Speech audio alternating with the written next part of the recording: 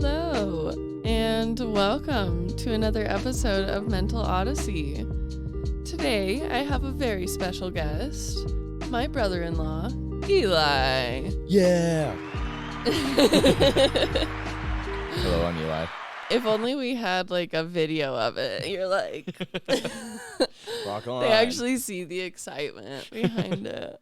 Well, welcome. Hello, to your first podcast. How does it feel? I Do you feel awkward? Like Joe Rogan, maybe, or like maybe not that extreme. He's been doing it for a while. Jordan Peterson up in this. Oh, I don't know about that.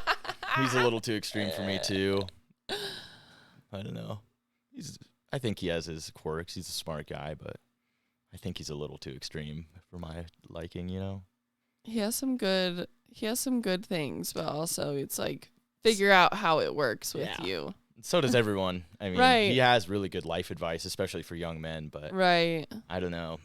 I don't think all of it should be taken like life or like death. Biblically. Exactly. Yeah. You know, No, that makes sense. you know, like clean your room before you conquer the world. That's kind of like a pretty good idea. Yeah. I think that's like in his first chapter of the 12 Rules of Life. Mm. Or maybe it's like if you see a cat, pet it. I don't remember. I haven't read it in a while. Interesting. I haven't read it at all. I saw I think Tom had one of his books, and it looks very intimidating. It's like the biggest, like bigger than Harry Potter. Yeah. And that's intimidating. The only one that I've like sort of read was 12 Rules for Life. Is that a thick ass one too? Yeah. Well, I mean, sort of, I guess. Mm. It's maybe like 3/4 of a Harry Potter book. Okay. A little bit more. I haven't read it in years, so and it kind of it went through one year and not the other because it's like, I don't know. Yeah. I don't know. Yeah, if you're not like, damn, this hits, it's kind of hard to keep interested in something. Exactly. Yeah. I agree.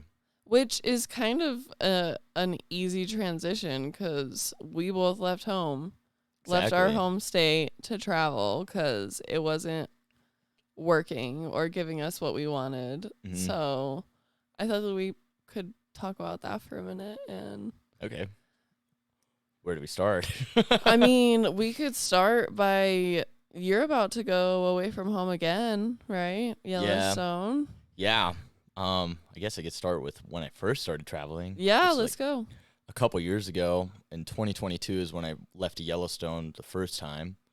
And that was your first time, like, leaving home to go live somewhere else, right? Yeah, by myself. And I mean, like, there is more of, like, a community where there's a whole bunch of people who want to go to a national park and work there. Right. It's almost like college. Mm-hmm. But you get paid. Right, right. But for, like, the outdoors people. Yeah, and it was awesome. I mean, the pay was pretty horrible. I was getting paid, like, $16 an hour.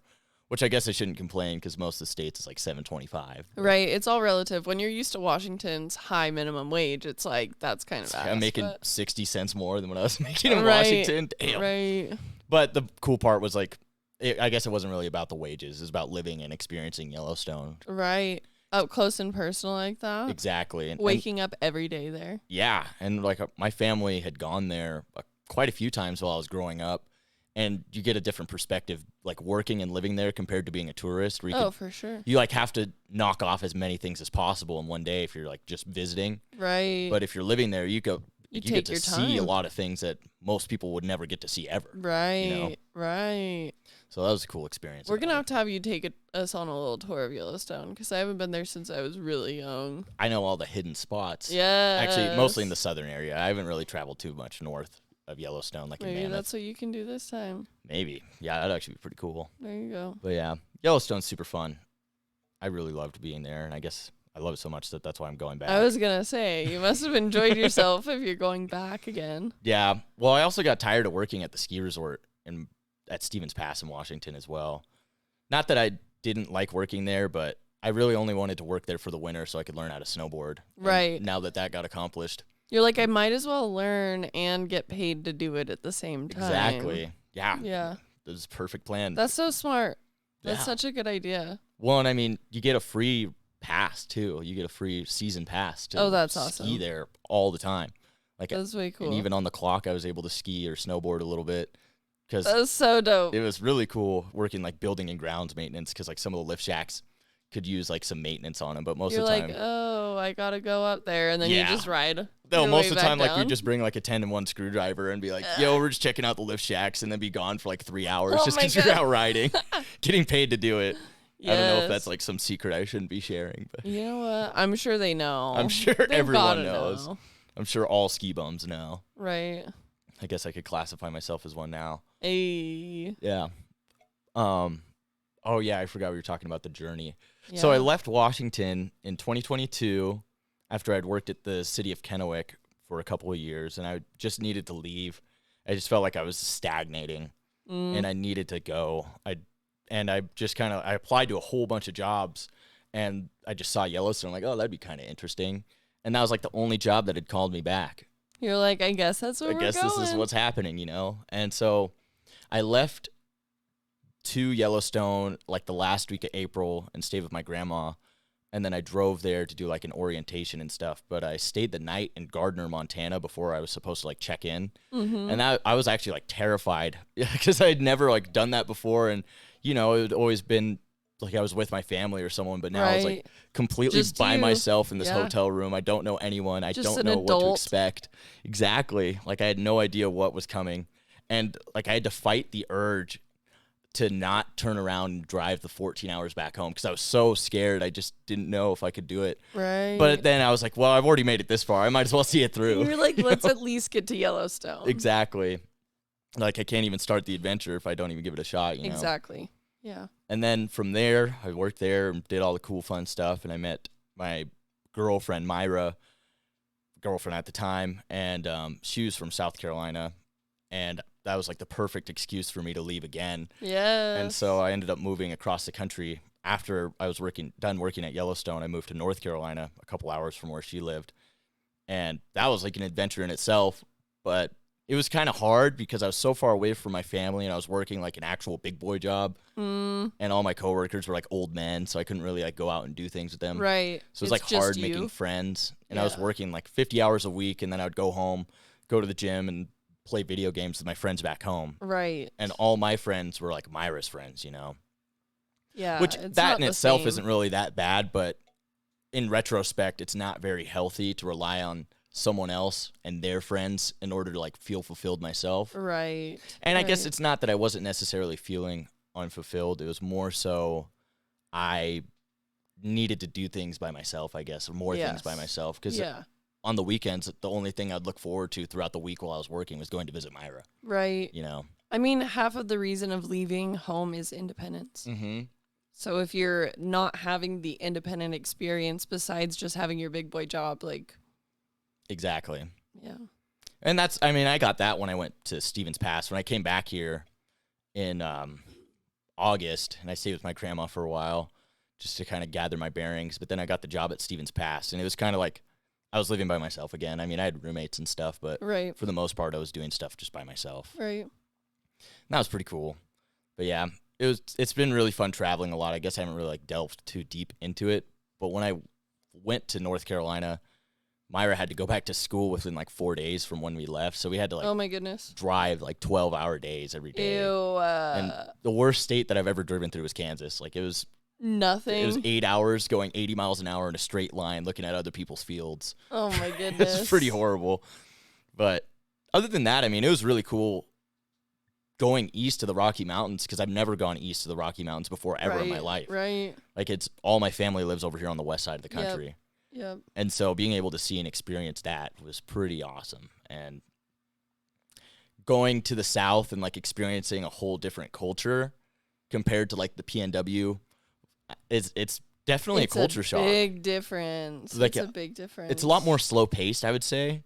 And I think that has a lot to do with like how hot and humid it is. And coming from like a dry heat, you know, going down there, I was like, oh, humidity isn't shit. And then I'd go down there and it was like 90 degrees outside, but 90% humidity. Yeah. And you're like wet from the moment you wake up to the moment you go to bed. And your body can't even like release all the sweat. So you're like overheating super fast, you know? Yeah. It's gnarly. So that was like a weird experience. And then talking to the people down there, obviously they had Southern accents. So I thought that was really cool.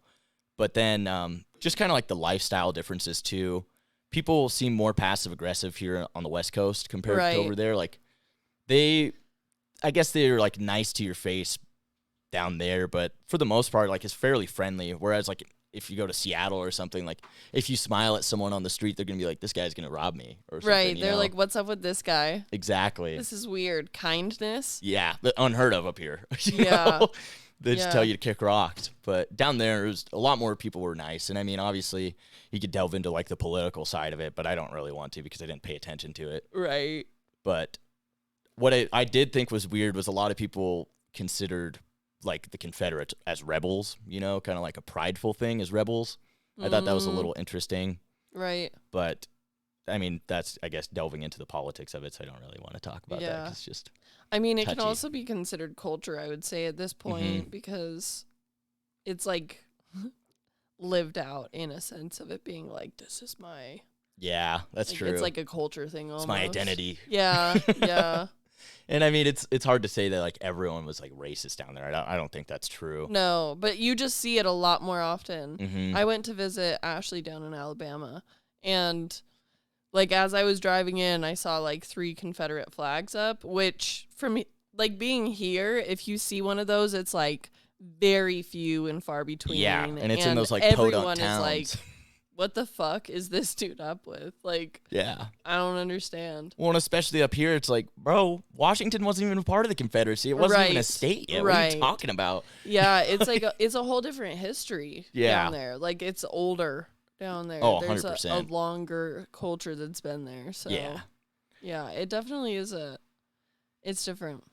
It's different. And yeah, it's definitely way different, especially like the whole Dixieland thing, or the Dixie line, what that kind of divides like the Deep South from everywhere else. Essentially, like North Carolina was kind of on the cusp of being in the Deep South, but like South Carolina and Georgia, those are definitely considered part of the Deep South. And I mean, those were the only places that I went to. I didn't go to like Alabama or anything. Right. But being like in the forest of South Carolina, like kind of at nighttime, and you just hear like the cicadas, and it's like so eerie almost. It's like hot and humid. You're sweating. You see like a fog of like warm breath crawling towards you. Like it's just so strange. And then like seeing fireflies, like you don't really see fireflies up here. And yeah, that's sick. Seeing a lot of cockroaches and like Ew. lizards and stuff. I mean, like you kind of see desert lizards in the Tri-Cities, like just little guys. But I saw like a bunch of different colors of lizards and snakes and water moccasins, and it was just a culture shock, I guess, being so used to the PNW and living up here. It's a lot different down there. Yeah, a lot of different everything. Yeah. Environment, culture. Yeah. Well, I think the best thing about the South is how cheap the gas is. I mean, when I was going back west, it was so heartbreaking seeing like the gas prices. Each state that I would go to jump up by like 50 cents. Yep. And it was around the time when Washington was still around like $5 a gallon. And before I left North Carolina, it was like barely at $3. Oh my goodness. So that was pretty horrible. Yeah, that blows. Yeah. You're like, I like it better over here. I do. I think if I do have the chance, I would want to move down south again. But I think I'd want to be in Tennessee. That was my favorite state that I went to, traveling wise. And then at least Eastern Tennessee. Western Tennessee is kind of like the start of the plains, I would say, or maybe like the flatlands. It's just flat like Kansas. Not much. Yeah, but Eastern Tennessee has the Smokies, and it's close to North Carolina, and it's green and luscious. And so I really liked Eastern Tennessee a lot more. Yeah, for some reason, when, like, I'm not very good at geography. Like, that's well known at this point. But I didn't know that there was, like, green on the east side at all. Right. I, like, assumed that it was all going to be, like the South. Like, warm, humid, like, weird trees, desertous. Hickories. Yeah. Alligators. Yeah. Like, just weird shit going on. But it's not all like that. No. Like, there's a lot of it that's, like, lush and green. Yeah, and I thought that was pretty interesting as well. But I didn't see any alligators when I was down there. Really? But I was on the western side of the states, on western side of North Carolina and western side of South Carolina. And I guess they're more in, like, marshes almost. Yeah, it would be more to swampier regions. What would that be? The east side? Yeah, and, like, down south more towards, like, Georgia and Florida, you know. Yes, yeah. So that was kind of interesting to see. Yeah. Or not see, I guess. Right. Which is pretty cool. But yeah, I would like to see an alligator in the wild at some point, but I think I'm pretty content on not seeing that now. Yeah, I went to Florida and we went to a place that like had a boardwalk that you could walk over, and there were like alligators in the water underneath, and it was kind of sketchy. That is sketchy. But we also went to a place that had like manatees just like vibing in the water.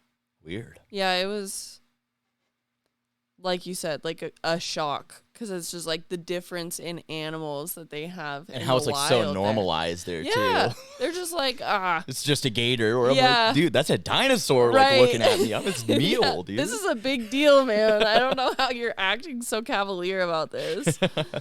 Yeah, it's definitely different. I experienced a pretty big culture shock being up in Washington, like coming from Utah to Washington, especially being at your guys' house for the first time.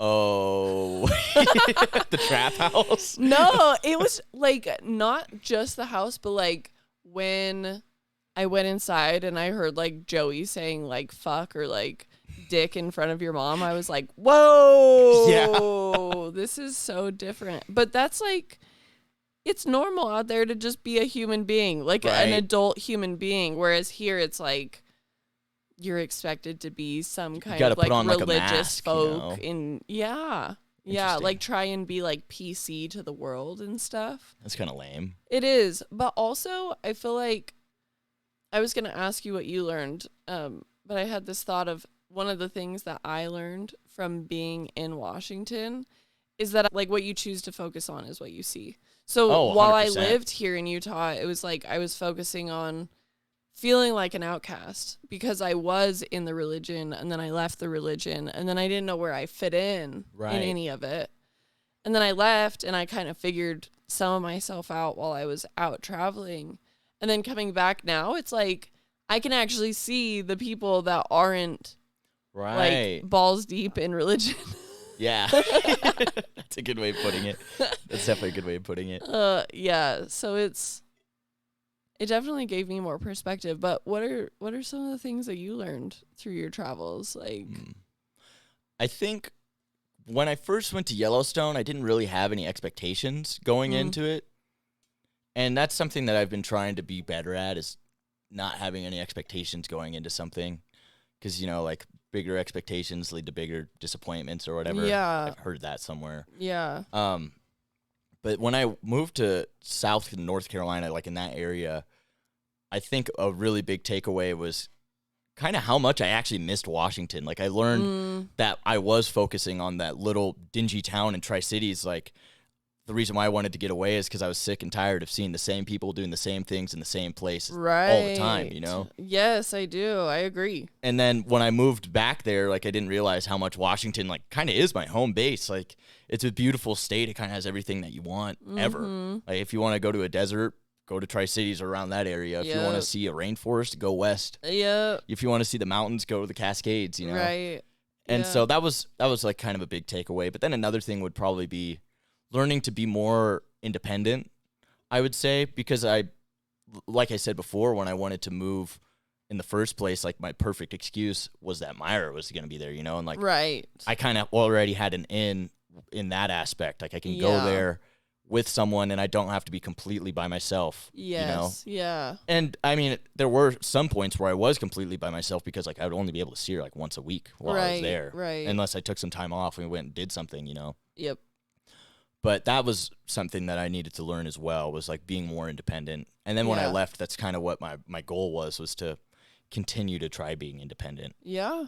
And so I would say that was like a big thing that I learned. And then like what you were saying, whatever it is that you perceive, that's what you're going to see. Yes. Yeah. And I was like really scared coming back to Washington because I thought it was going to be the same as like the reason why I left it. Cause it'd been over a year since I'd like lived there again, Yeah. But then coming back, I just didn't really even care about that stuff anymore. I was just more focused on trying to get out or like more focused on my own life. I wasn't as worried about what other people were thinking about me. That was kind of a big thing, was like, I'm stuck here still living at home with my parents. I'm not going to school. Like everyone that I graduated high school with who went to college graduated in May or are graduating here in a couple weeks, you know? And I'm just starting to go back to school.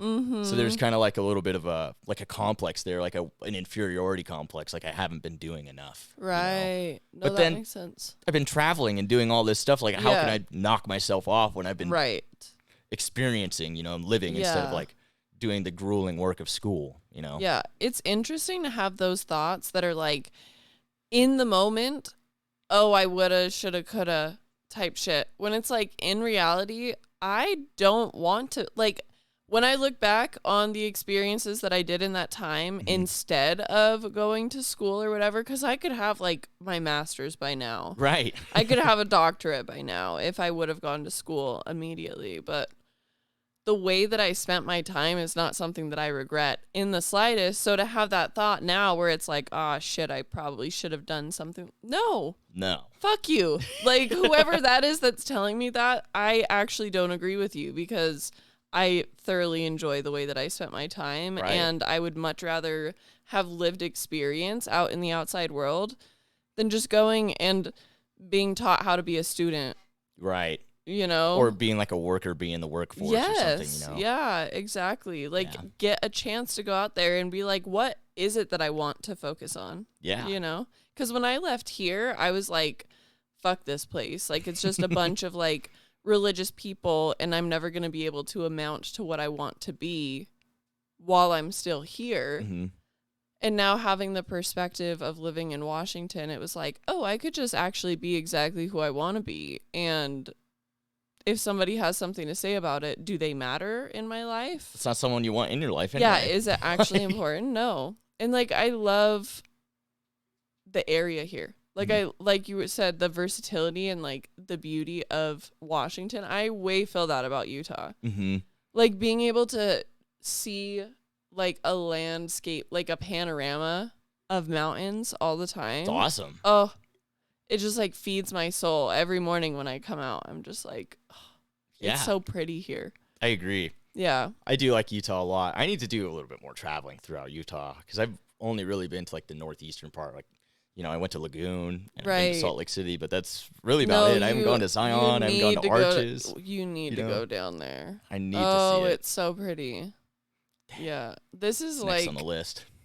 This is the time to go down there. Because the later you wait, it gets fucking hot. It's a dry heat, so thank goodness for that, but the shade doesn't even do anything. It's probably almost non-existent. Yeah. And where you do find it, it's like, ooh, 1 degree cooler.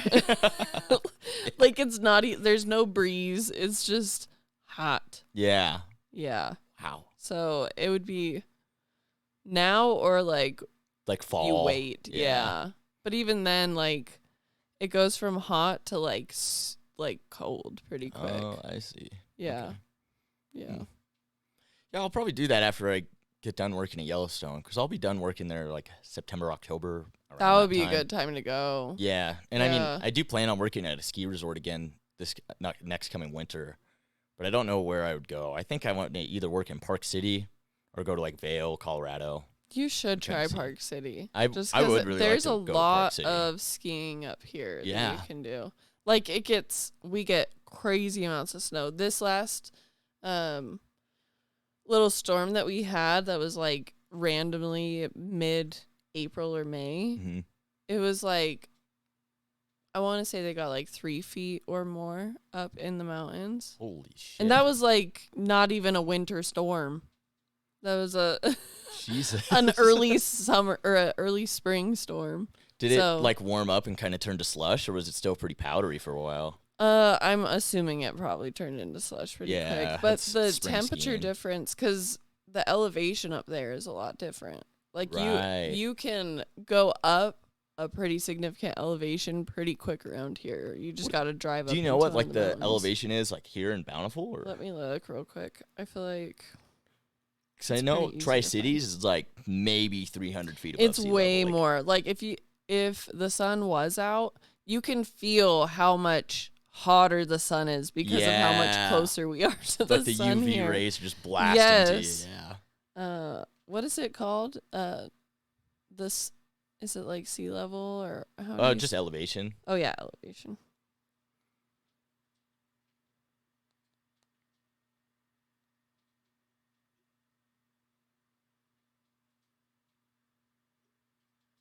Uh, 4,374 feet. Right here? Above sea level, yeah. Holy shit. Stevens Pass, like at the summit, was like 4,200 feet, I think. Yeah, and if you look around, this is like not even close to the highest that you can get. Oh my goodness. Yeah. Jeez. It would be so sick to, there's a mountain down here called Mount Timpanogos. I'm pretty sure it's that one. But you can go inside of it and it has like, stalactites and stalagmites and like all of the like a little cave. It's pretty badass. That is super cool. And you have to hike all the way up the mountain. Like it's a decent hike. They have little seating areas like on the way, which is pretty sick. Yeah. Like a little bench so you can like catch your breath and rethink your priorities.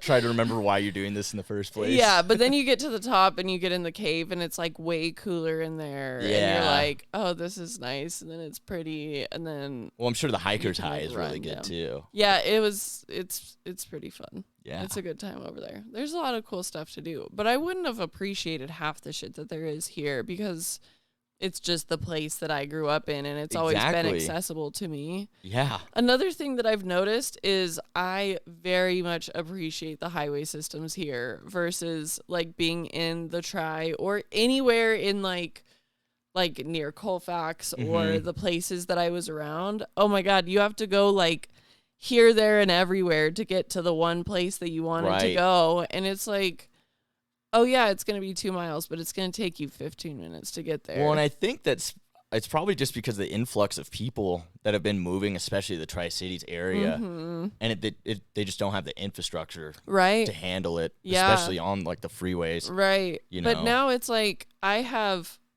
cities that I never would have driven to before because I'm like, that is so far away. It's like 40 minutes away. Like when we lived in Washington, we'd drive an hour and a half to the good dispensary. Right. Like it's when you can have something that's like a whole different world 40 minutes away. Yeah. It puts that into perspective and you're more willing to go outside of the like, because you have so many things that are just 5 minutes away around here where it's like, why would I ever drive 40 you feel minutes a little away. Spoiled almost coming back. Yeah. I'm able to actually appreciate all the things that this area had to offer now that I've had the perspective of living in quite a few small towns. Because I don't think I stayed in any big towns at all while I was in the RV. Like it was like all just like is probably like the biggest one then, yeah. Yeah, because I stayed in like Thermal, California. I stayed in like Palm Desert for a little bit, which has a little bit higher of a population, but the most amount of time that I stayed in places was like Thermal, Sandpoint, Idaho, Colfax, Washington, like middle of fucking nowhere, like not a whole lot going on, like 40 minutes to the closest grocery store, you know, just little. So I appreciate it a lot more. Yeah. With that. I definitely appreciate Washington a lot more now, too. And before, like I was saying, I just wanted to leave. But going back and realizing, like, how awesome Washington is and, like, how fortunate I am to kind of be born and raised there just about. Right. I mean, I've lived there for the last, like, 14-ish years. Yeah. But growing up, I was like, oh, this place sucks. I hate Washington. I need to leave. I want to go somewhere else. Yeah. And now I definitely appreciate the beauty more, but I think I still have like that traveling itch just to go out and do some things again. I mean, I almost wish I didn't choose to go back to Yellowstone and like went to maybe not Lake Tahoe. There's another resort down in California. I can't remember what it was called. Oh, Yosemite. I think going to Yosemite would be cool, or going to like Grand Canyon. Yeah. But I think Yellowstone definitely just has a special place in my heart. And I mean, it's a couple hours drive for my grandma. And so I want to try to spend as much time with her as possible before, you know, I can't anymore. Yeah, it's the perfect situation for sure, because then you get to still go and experience. You can be like an expert of navigating Yellowstone. Seriously. Like, you'll be like, okay, I know all of this area. I'm going to go explore the other area this year. And exactly. Yeah. Well, and then you and Tomas live, I mean, like 6 hours is a long drive, but I could just take a pit stop at Grandma's and then drive 2.5 hours down here, you know? Yeah. So it's another perfect excuse to be able to be closer to family, I guess. And to do more traveling, see more things. Exactly. I mean, after seeing what the whole state has to offer, you know, it's like, it almost makes you want to go back out there and travel some more, because it's like, okay, if Washington has a rainforest, a desert, like regular kind of temperate areas, like, what do all of the other states have? Right. Because you think of, like, when you think of Kansas, obviously you think it's just like a flat shithole, all flat the whole way. No disrespect to Kansas, but or like, Missouri, like, you're Missouri's like, why cool would in anyone? The Ozarks?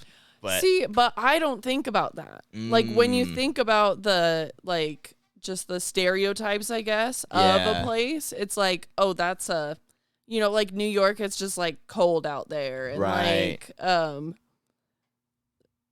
yeah, there's just a lot of like, a certain place would be run down, and you don't think that there's anything going on there. Right.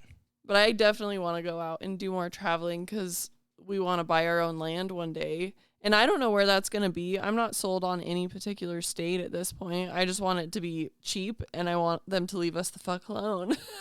Like, yeah, I mean, that's what I'm after. That's a pretty reasonable plan. It's kind of hard to find that. Tennessee is actually one of the states that I've looked at doing homesteading in, because you can actually legally collect rainwater, if I'm not mistaken, there. Yeah. Which really helps for the homesteading thing and being like off grid and doing our own. She's got to be in the mountains, dude. Yeah. That'd be awesome. Yeah. Tennessee is really beautiful. I really want to talk your mom into buying land for all of us to go in. Like, I will go out there and build her a house. I swear to God. Just get the land, and please, we'll build everything else. Okay, we'll feed you. We'll take care of you in your old age. You don't need to go to a home. Yeah. And the cool thing about Tennessee is they don't have a state income tax like Washington either. That's nice. That's pretty sweet. That's very nice. And because it's like still kind of more southern, like the cost of living is cheaper too. Yeah. At least isn't it in a red comparison state to too? Washington. More or less. I mean, with the University of Tennessee being like in Knoxville, it's like that area, like Western Tennessee, I'd say is fairly blue. But I don't know. I don't really pay too much attention to the politics there, but there is like, I think 3 major cities, like, you know, Memphis, Nashville, and Knoxville are like the 3 big cities in Tennessee. And so, I mean, I would figure they're maybe more of like a swing state. I don't really know. I don't pay attention to that stuff, so don't quote me on it. The only reason I ask is because notoriously I feel like the blue states are more expensive. Yeah. They're more expensive, and there's a lot more laws getting in the way of your rights. Right. As a Especially human being. here in Washington. Yeah. Yeah. Yeah, it's intense. Yeah. Are there any other states that like really have caught your eye that you're wanting to go to? I think Missouri was really cool driving through the Ozarks when I was driving to see my Uncle Daryl. Oh, yeah. He lives there or stationed there for the time being.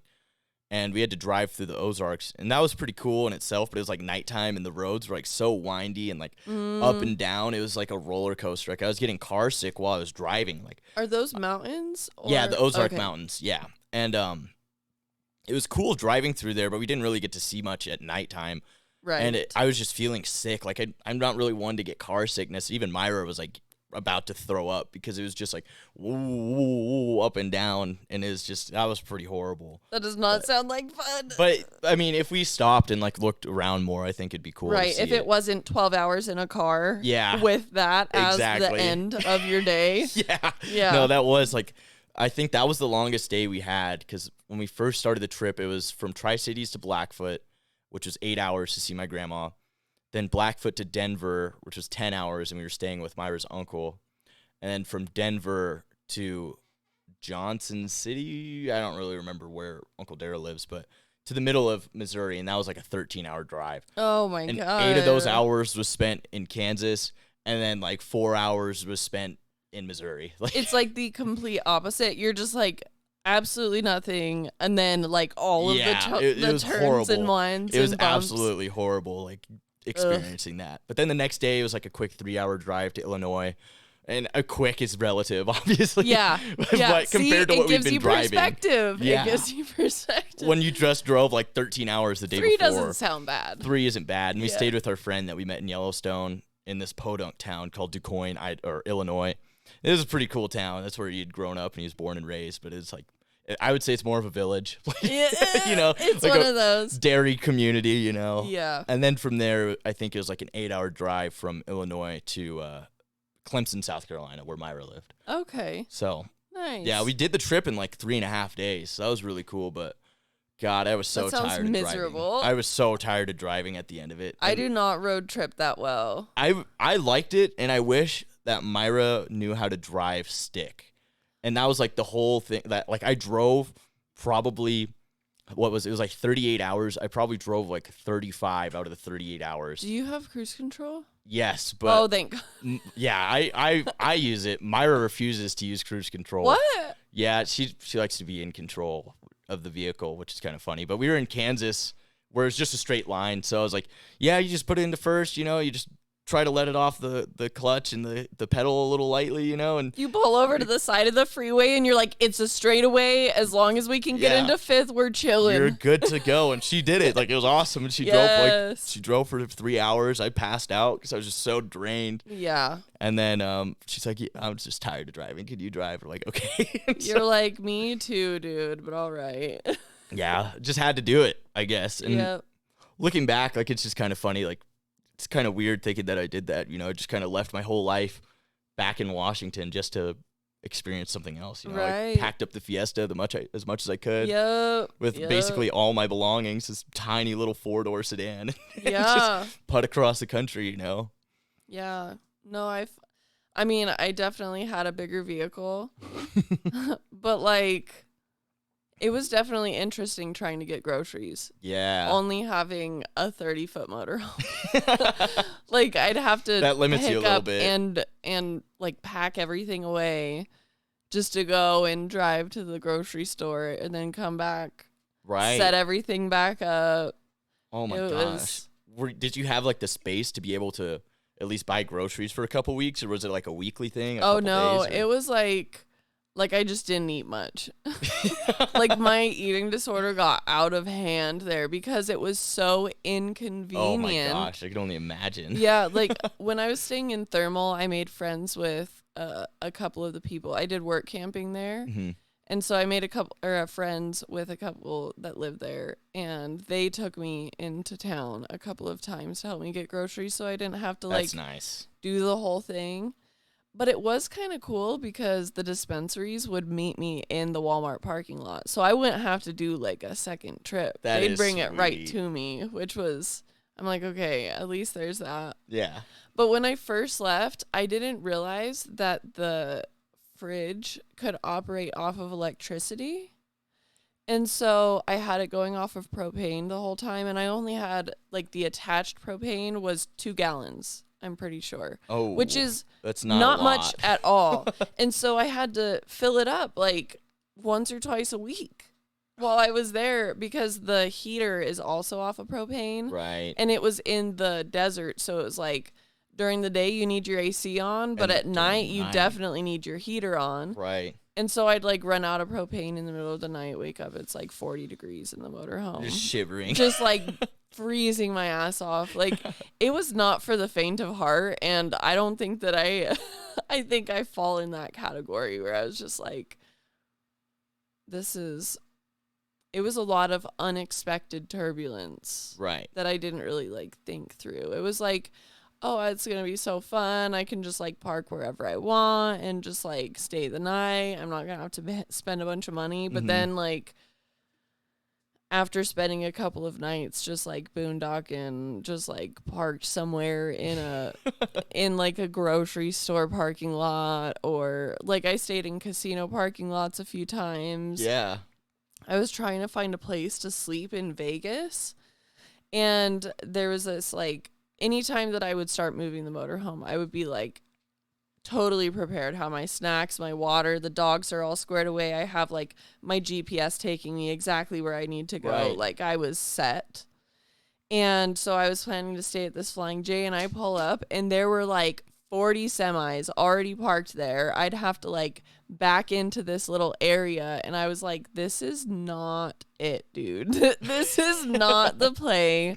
So I like had to switch my plan of attack last minute, and it was like I was so anxious, and like because I also would limit myself to driving like 4 hours a day in there, because like my alignment was off from the moment I drove it off of the lot at the place. And I went and got it fixed, but it didn't actually fix it. Weird. So it was like 4 hours of fighting the steering wheel in this 30-foot motorhome that's like it was exhausting. Yikes. So I'm like just ready to sleep. I called my friend Jen, and I was like, I don't know where I'm going to sleep tonight. I was going to stay at the Flying J, and I don't know. Like, it was Vegas. It was kind of sketch. Yeah. Like I pulled over to the side of the road somewhere close to the Flying J, and I was like, I don't know where else I could stay.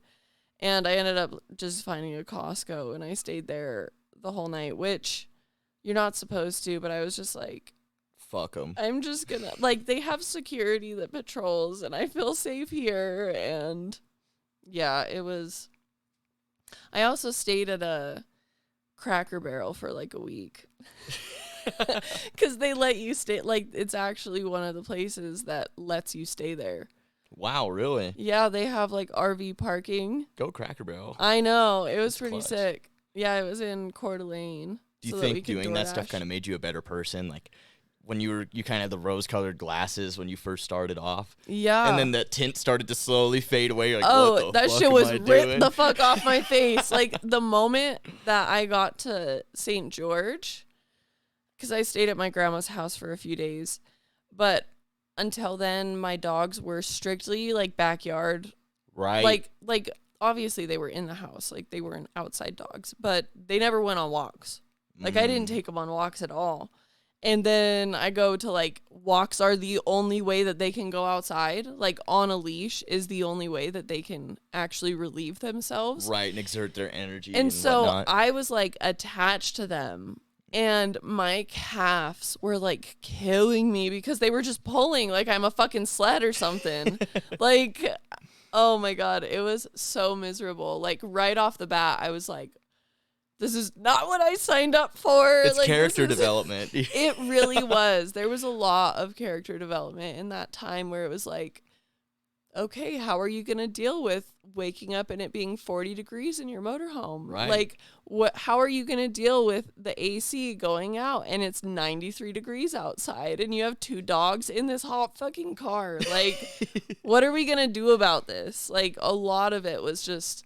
It helps you think on your feet for sure. Yes, very much that. Trying to figure out where I was going to stay next and like what the next move was going to be, what the next gig was going to be. Right. It was really fun. It was good for my soul because I was like, when I left here, it was very much like my soul was crushed. I felt like You needed to revitalize your spirit. If I didn't leave, I feel like I was going to die. Yeah. Like, that's how bad it was, where I was just like, I'm fucking sad here. Like, my mom was taking my name off of the house. Like, it wasn't an option. It was like, hey, this is my house now, basically, which put me into this whole thing of, like, displacement, basically. Like, Right. I didn't feel like I had a place to exist. And then I had my 2 dogs, and it's hard as fuck to get an apartment. So I was like... thinking on my feet, trying to figure out, I'm like, it would be kind of cool to get an RV. And I've always wanted to go to Washington. That was my goal, was to end up in Washington, which it happened. It's not the part that I dreamed of always. Nobody dreams of going to the Tri-Cities. No way. That's always the last place on their docket. Living in Colfax and the Tri-Cities is my experience of Washington. That sucks. And like, you know what? I could take advantage of the laws, and that's what I was after. That's with true. Washington. Like, I wanted weed to be legal. I wanted to not feel like a fucking felon just for just driving smoking. around. I mean, I just told you guys the other day, almost got busted having like an ounce of weed in my car in Idaho because I rolled through a stop sign like a football field away from my grandma's house. God. And the dude just kept asking me like 3 times, like, you got any weed in your car? I see those Washington plates, boy. No, I think he was just trying to bust me on anything because I swear to God I did not roll through that stop sign. Damn. I swear. Because I saw him like passing me. Or he was in the other lane. So he must have flipped around as soon as he saw my Washington plates. And I guess I just didn't stop at the stop sign long enough and just rolled through. But fucking sketchy. Yeah. No, my heart was pounding because like, fuck, dude, I got like an ounce in here. I'm That's done. felony territory. I'm not going to Yellowstone. I'm spending 5 years in fucking Idaho. In Washington, it's just like, that's an average Tuesday. Exactly. You know? You could have an ounce on your person as long as you don't have a little bag where they can get you on intent to distribute. Right. You're fine. Yeah. Yeah, it's definitely different, but I'm also grateful to Utah that they actually have a way of you legally consuming weed here. Well, and it's just crazy because everywhere around Idaho besides Wyoming, all the states around Idaho, and even in Canada, like weed's legalized. It's just Idaho's the fucking lone wolf holding out, like for some reason. You know, Tom told me the other day that they just reclassified weed. In Idaho? No, or in Utah? federally. Oh, federally. Wow. They federally reclassified it. It was a Schedule 1, which is like with meth and heroin and all but all that's things. like synthetic. Like it's man-made. Yeah, now it's a Class 3, which is like ketamine and stuff, where it's being acknowledged for its medicinal use, which is pretty cool because people can do ketamine in like treatment centers and shit like that. Right. And so I'm hoping that that's like our gateway into making it actually like decriminalized, I guess. Yeah. It shouldn't be. I don't know. I could go on all day about that shit. Cause I mean, I could too. If tobacco and alcohol are legal, then why the fuck is weed not? Yeah. Well, I've gotten more spun off of a cigarette before than I ever have with weed. Well, and alcohol kills more people than fucking weed does. Like, have you ever met a stoner that beats the shit out of his wife? Right. No, I've met stoners that just want to go get munchies or just fucking veg out and play video games. You met any stoners that beat their kids? No. I actually did. So there is that. I personally have not. But Jesus. It would have been worse without the weed. I can promise you that. The weed is what helped him mellow out at least a little bit. Yeah. Exactly. Maybe they should smoke first before they start wailing on their kids. Literally. Just go and enjoy some music with them instead. Yeah. It's fine. I don't know. I can. Yeah. That just blows my mind. I mean, I do understand. I know Dare took marijuana off as like a gateway drug, but I could even say from my own experience, and like I love doing drugs. Like I'm not even gonna lie. Like I do enjoy recreational drug use. Right. But I mean, I started smoking weed when I was 16. Then right after that, I started doing shrooms. Right after, like within like a couple months after I started smoking weed, within a couple months of that, I did DMT for the first time.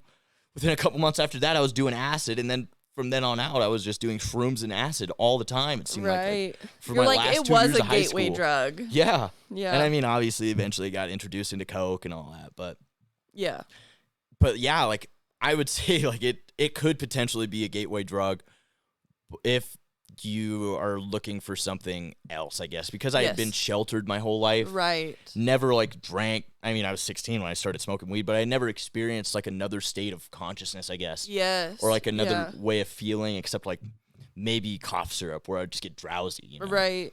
Yeah, I definitely think that weed can be a gateway drug. Like for me, it was not. Mm-hmm. Because I grew up with Mormon values, and to me, like, caffeine was a drug at the point. Like, you can't even drink coffee and be okay. So I had like a very hard line. I also had an uncle who OD'd, and that very much like set a line for me where I was like, that's dangerous. I'm not interested in doing anything like that. So that, like, my moral compass, I guess, that I was like built in with, and then kind of evolved as I enjoyed smoking weed. Yeah. You know, I'm like, okay, that one gets a pass. And then I tried shrooms because it was the only other thing that I was willing to try at one point because, again, it's natural. It is natural. I mean, it grows out of dirt. And so I was like, okay, if it's natural, then it's like something that our brain is supposed to be allowed to experience, I guess. Right. If that makes sense. Like, obviously, if it's a man-made thing, to me, that's like hijacking your, like, it's chemically created to hijack your natural shit in your brain. Right. Yeah. You know, No, instead of like a natural thing that's supposed to enhance kinda the like natural alter shit in your head. Enhance it. Yeah. Yeah. So I never really had the intention or want to do anything else. But I absolutely think, I mean, I've definitely seen it be a gateway drug for a lot of people. Like, not everybody has the, like, fear of authority like I do, or like the fear of losing control like I do, you know? So if you don't have that, and it's like you have more reasons to do drugs than to not do drugs, then you're going to. Well, I mean, when I was in high school, it was easier to get my hands on a tab of acid than it was to get alcohol. Right. Like, and that's right. fucking ridiculous. Yes. Like, actually, that's heinous. Yeah. I was 17 years old, and it was easier for me to go to a fucking sketchy place in Kennewick, be like, yo, can I get a couple tabs of acid, than it would be to go ask someone on the street, like, yo, can you buy me a bottle? Yeah. And at that point, I think it'd be better just to have someone try to buy you a bottle, because, I mean, acid could fuck you up. Oh, you know? My God. I've seen so many people get fucked up off of acid, like, for an extended period of time after they have discontinued use. No, like, I mean, Tomas had never had anxiety before, never.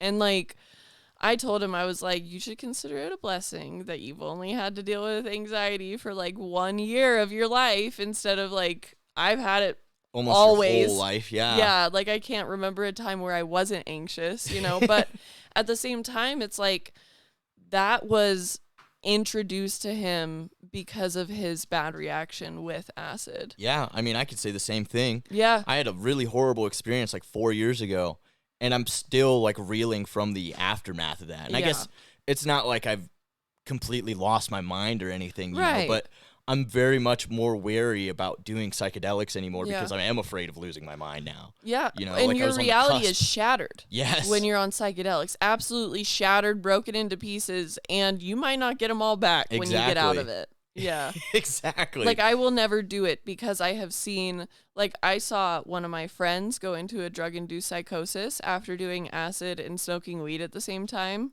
and she was gone for a long time. It's scary. Yeah. Like, I mean, when I did acid and you and Tomas were still living in Tri-Cities, like, I had dropped a tab and then Connor came over and we smoked some weed. And I vowed when I had, because this was after I had that horrible experience and I was, like, dabbing on my come up, you know, and, like, I think that's what added to, like, the added hallucinations, the added, like, heightened anxiety, you know, like, the increased heart rate and everything. Like, I was fucking wigged out, you know? Yes. And then I was like trying to play Skip-Bo with you guys, but I just could not comprehend how to play the game. This is too much, like, dude. I was just sitting there and you guys were playing Skip-Bo. I'm like, guys, I don't know. I need to go what's touch going the earth. on. Like, and then you guys eventually ended up leaving. I don't know if you were still living at your apartment at the time or if you just went out to the RV. But then it was just me and I just went and laid out on the couch. I'm like, you know what, dude? I just need to let go. I just need to just chill out and let go. And that's what helped, you know. It was like being willing to take that step into the abyss, I guess. And I guess that's like what freaked me out so much is like, you know, there's like that saying when you look into the abyss, eventually like it looks back at you or like it smiles at you or something. I don't really remember.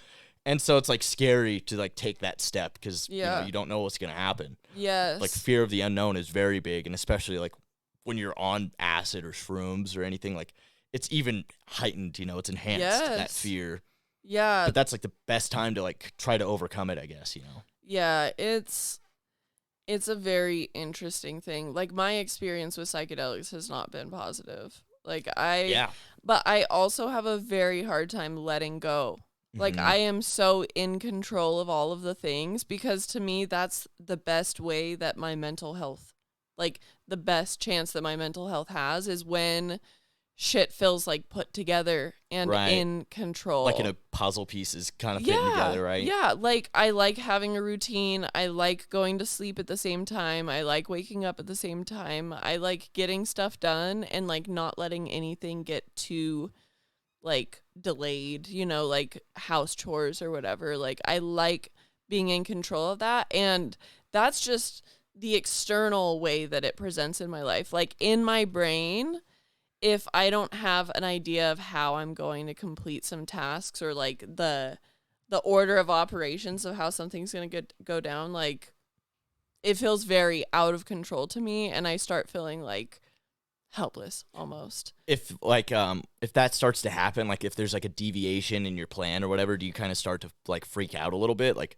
yeah. Do you feel like you're starting to lose control? Yeah. So you'd need to have like a regiment, like a routine. Yes. To feel okay. Yes. I see. Like with the schedule that Tomas has right now, it's just like I'm like grasping for something. It's all over the place. Like normalcy and some, like I have to turn to myself and have a routine with myself, because I'd much rather have one with him. But if I can't have one with him, I have to have one by myself. Right. Which you take a brain like that and you throw it on acid, which is like, or any psychedelic where it drops you into the realm of complete unknown and like too much information at once. Right. And I also am a very nihilistic person. Like my brain goes to nihilistic like thoughts worst case naturally. scenario, or yes, like, this is all meaningless. I'm kind of always thing. going to feel this way. Or like my experience on shrooms, I was like, this is the best I've ever felt in my whole life, and it's not real. Like this is chemically, or like this is being produced by something that I took, you know? Mm-hmm. So if the best that I feel is when I'm on drugs, what the fuck is the point of being here? Like that's how I definition of nihilism, it. Just about. Yeah, that's how I took it. And so immediate spiral downhill, and like it was like everything has no meaning. I was looking at like ads were pissing me the fuck off. I was like, stay the fuck away from my headspace. Like you're just living there rent free. Like like forcing me to be a consumer. Yeah. You know, like I felt forced to be living in this society that doesn't feel right for my soul. And I was like 16, or I was like 18 when this happened or something like that. I was not old enough Still to a baby. experience. I'm still a baby. I'm 22. Right? But like when you open up that next layer of consciousness, which is how I see taking kind of psychedelics. like peeling away an onion. Yeah, like you learn stuff that you probably aren't ready for and you don't know what to do with, and it can fuck you up. Yeah, I think when it comes to that, that you are supposed to learn it, you know, like your mind doesn't give you anything that you're not ready for yet. Right, you know? right. And like when I did that super crazy amount of acid accidentally, I guess, like whatever it was that I saw and like experienced, because I never had such vivid hallucinations where it was almost more real than you and I talking right now. Yeah, you know, that's like it was all in my head. I know it was all in my head, but it was just freaking me out like so heavily, you know. But I think that I was able to pick up a pretty good amount of the pieces, you know, and like kind of put myself back together. But even better, because now I have like a newfound respect for psychedelics specifically, because I thought I was like this psychonaut that could handle anything, and the universe is like, psych, buddy, you don't know shit. Actually, let's see what you can you handle. Thought wrong, partner. Literally. You know? And but now I have like a newfound respect for that, and I don't really recreationally use psychedelics anymore. Right. Mostly because I don't want to like lose my mind, but also, you know, this like guru or whatever, this deadhead, I guess, he was one of my roommates in Index when I was working at the Pass. This like 40-year-old man, he'd been doing psychedelics his whole life, you know, and he told me, is like, well, when you get the call from the universe, you pick up and then you hang it up. Once you get the answer, once you get the message, you hang it up.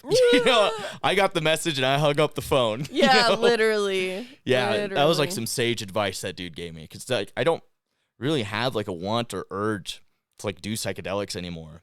Yeah. I mean, maybe I'll do like a low amount of shrooms, like a low dosage, but other than that, like, I don't ever want to do acid again. I mean, I feel like I hear that from everybody who's done acid. Like, they're like, I overdid it and I'm done. Yeah. And I'm lucky that like I didn't actually like lose my mind. Right. You know, I was one of the lucky ones that didn't end up getting perma-fried. Right. And like the dude I did acid with, he got perma-fried, and like I kind of have like that guilt that it was my fault. Almost you know? like survivor's guilt. Yeah. Because I mean, you know, like when you do psychedelics, like your experiences sync up with the person you're doing them with, right? You know? And like we saw the exact same things, like the vivid hallucinations, everything.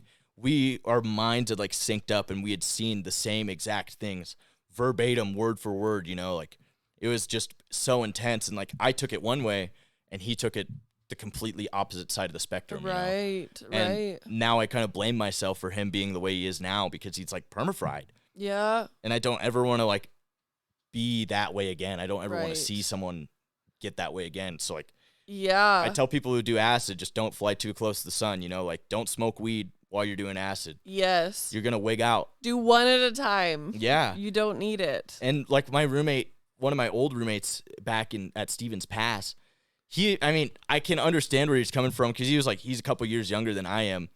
And he was like starting to kind of follow the path that I went down with, like just wanting to get as high as possible. You know, when I was doing it, I was disrespecting the drug, you know, I had zero respect for it. Like I could handle it. And I told him, I'm like, yo, dude, like, don't smoke weed if you're going to drop a tab. Like, I'll be your trip sitter, but if you smoke weed, then I can't help you because that's going to be all on your own. Yeah. And the next thing I know, he's taking a fat-ass bong rip, and he starts tweaking out. And he's like, yo, you did this to me. I'm like, no, I literally told you not to. Like, I told you not to. Opposite of what I did. Like, I told you should probably not smoke weed if you're going to be, like, doing acid, dude. Like, just ride the trip. You don't need to get high by 2 substances, dude. Literally. Especially if one of them is acid. Yeah. And it really, like, rubbed me the wrong way because it's not that I don't think he didn't think that I knew what I was talking about, but I mean, he's like a stoner and I don't really smoke that much weed as much as I used to, you know? So like, right. He's like, nah, he actually doesn't really know. Dude, I fucking lived it. Yeah. You're like, I'm telling you from it. The shitty thing is that I truly believe that you cannot learn your life lessons based off of somebody else's experience. Oh, yeah. Every single person, no matter how much fucking warning you give them, whatever it is in their heart that they're set on doing, they are going to go out and they're going to do it. And even if it comes out exactly how you said it was going to, they had to go through that experience and see it for themselves. Because with Tomas, I told him, I was like, you got to be fucking careful on the mushrooms and on fucking acid. Like, you have to be careful with that shit because people get perma-fried off that shit. Like, it changes the perspective that you have on life. It changes your perception of the outside world. It breaks down walls of society. Like, it makes you feel like a different person with a different understanding of the world around you. And you never know what that change is going to do because it is so individual. Exactly. Everyone's experience is so individual. And if you want to roll the dice and see if you're one of those people, you're going to fucking do it. But like, there's plenty of people that have done it before you that you can trust their experience and just be like, you know what? I don't need to have that for myself. and that's what kind of what I was warning him was like, just be careful, you know, like don't fly too close to the sun. Yep. I flew too close to the sun and I saw something that I probably wasn't supposed to see. I like learned something that was well beyond my own mortal comprehension. Right. And so I don't want anyone to ever experience that. Not that it's my, you know, I'm not the deciding factor of whether or not someone will see that. Right. But if I barely made it out and like my homie didn't make it out at all, like he's still messed up in the head from it, I sincerely doubt that very many other people would be able to make it out. Yes. All right, you know. Yeah, exactly.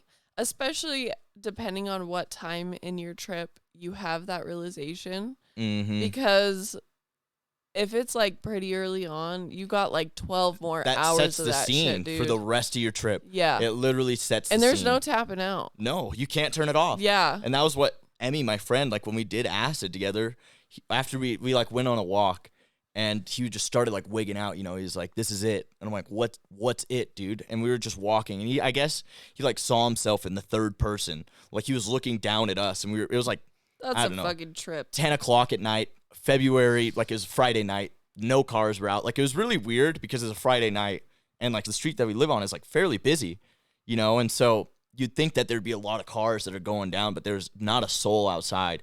And he just saw him like from a third person perspective. He's like, this is it. Like, we're tweakers, Eli. Like, we're out here and it's pitch black outside. We're fucking tripping on acid, dude. Like, we're tweaking out. Damn. Like, I just don't feel right. And I'm like, all right, maybe chill out a little bit, you know? And we'll go back home. Like, let's not force team this one. If you want to feel like a tweaker, by all means. Yeah, it ain't me. And so I was like, yeah, let's go back to the house. And we weren't even that far. And then we got back into the house and like he started like freaking out and he's like, dude, I got to turn it off. Like I need to go to bed. I'm like, Emmy, you can't turn it off, you know? It doesn't work that way. No. Like, Go try and take a nap on acid. See if you'll fucking... Exactly, you know? And it's it doesn't happen. A full-time job and some overtime. Yes. Like, that's an acid trip, you know? It is. Yeah. And so, like, I wasn't even thinking. I'm like, sure, yeah, let's, like, try to go to bed. Because I was fucking tripping balls, you know? Right. And so I went and turned off all the lights in the basement. You know, it was pitch black down there, and I went and laid down in bed, and he was laying on the couch. And then, like, everything that had transpired after that, it was like an explosion in my mind. It was like this loud vibration, and like the middle of my head just felt so hot. Like everything was like everything that I'd seen and experienced. It was like I was living in a dream within a dream. That's a fucking trip, weird. Dude. No, it was so weird. Like seeing, it was just like an explosion of colors and lights and everything, and I never like tripped that hard before, right? And I'd done acid like 15-20 times up until that point, you know, right? I was pretty seasoned about what to expect. Hell nah. Yeah. You know? Yeah, there's no way to anticipate how a trip's gonna go. An hour and a half into our trip. Oh my god. And like we were peaking for like 3 hours. Like, oh no. That was literally like an hour and a half into our trip, and I'm like, if this is what this is, I don't even want to try to think about what's coming next, you know?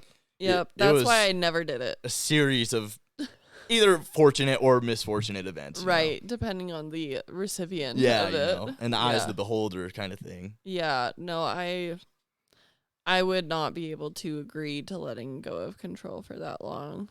It was especially with weird. with the lasting effect. That's what like the part that sketches me out the most. The lasting effect of it.